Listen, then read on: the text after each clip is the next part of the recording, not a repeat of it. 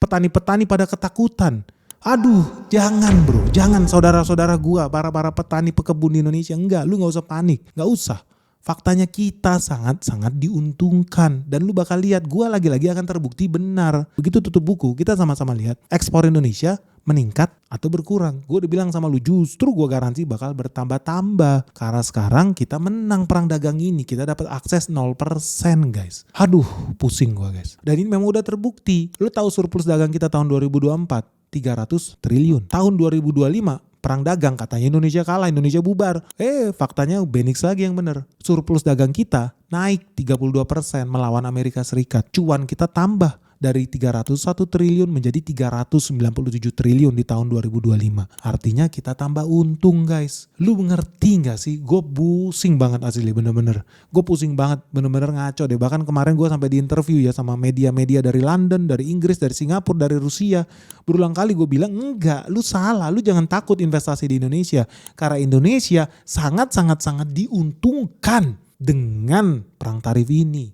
The United States maintains a 19% reciprocal tariff on most Indonesian imports, while granting zero tariffs on about 1,800 selected products. So from Indonesia's standpoint, this agreement buys something very important, certainty. So we have the palm oil, we have palm oil access to the US market. This is strategically significant, especially at a time when environment regulation in Europe are tightening. Stability reduces investor anxiety, and for a country like Indonesia, which relies heavily on export-driven growth, predictability matters more than perfection.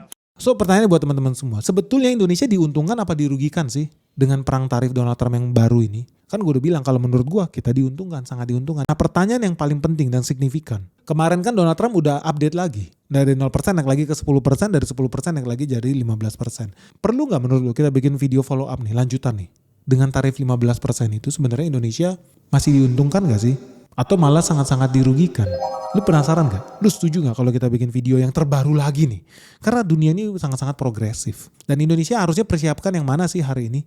Persiapkan pakai versi yang 15%? Atau Indonesia harus persiapin diri pakai yang 0% itu? Yang mana nih yang paling cuan buat kita ya?